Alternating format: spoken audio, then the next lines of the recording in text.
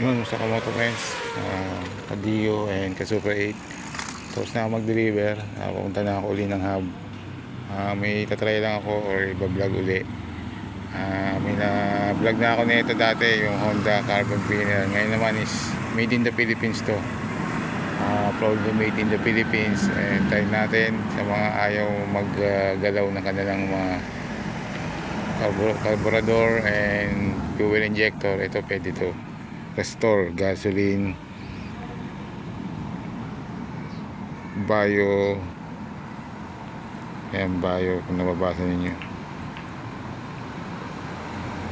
biodynamize carburetor and fuel injector cleaner with carbonizer. Yan, ipapap ko na lang yung mga info nya sa screen.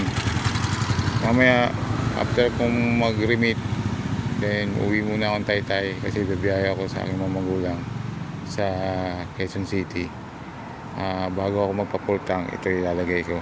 Sana hindi epic fail kasi dun sa Honda Carbon Cleaner medyo madaming natapon. Hindi ko na kayo din-update kasi nga madami siya natapon na carbon cleaner. Ganun din to. Yan, restore. Yan, DOST. Yan, ano ba ito? Land bank. Mga support yan. Carburetor and fuel injector. And under siya ng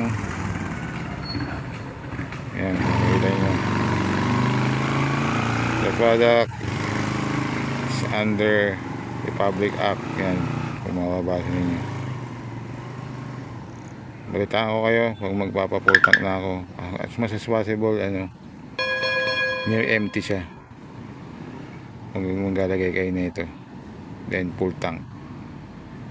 Yung balitaan ko lang kayo mga Kamoto Friends, Kadio and Kasuper 8.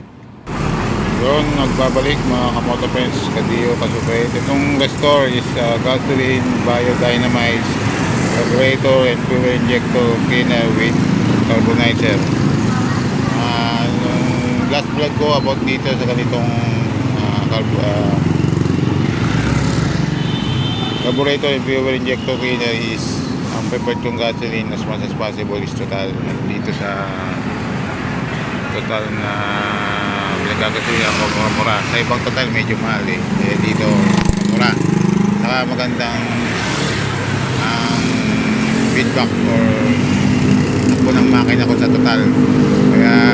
Kaya magpa-full tank tayo bago tayo magpa-full tank. Galing ako ng restore gasoline biodynamize. Kaya papap ko na lang sa screen yung full information. Hindi tayo mga technical na tao. Papap ko na lang sa screen at itong mga nakalagay dito. Yan. Doon sa last vlog ko is every 3 months yata bago kayo gumamit ulit doon sa Honda Carbon Cleaner. Ewan ko lang dito. And ito pang motor to, mayroon din silang mga pang kotse. Ito siguro isang ganito ilalagay natin bago tayo magpa-full tank. Saka natanggal ko na yung plastic seal. Sa biyaya ko papuntang Quezon City. Yan, maganda to. Parang sa ng alcohol, hindi siya manatapon agad. Ewan ko lang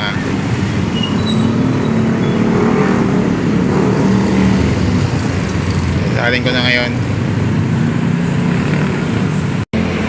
Sasalin ko na dahil kung huwag hindi matapon. Tapos kasi epic fail kaya hindi ko na kayo nabalitaan. Daming natapon guys. Kaya guys, yan, near empty na ako. Ayun wala. Basta near empty na ako.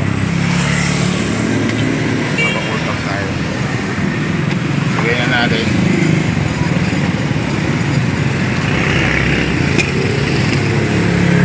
Parang nakano. Yan. Tanggalin ko na lang yung takip. Parang yan.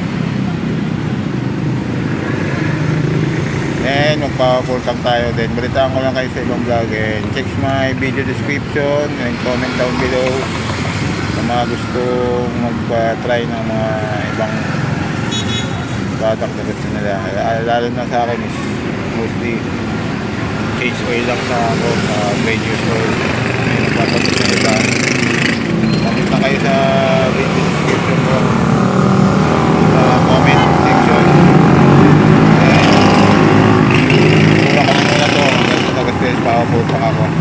Tanda ko na lang kayo sa ibang vlog. Good. Store, Filipino product.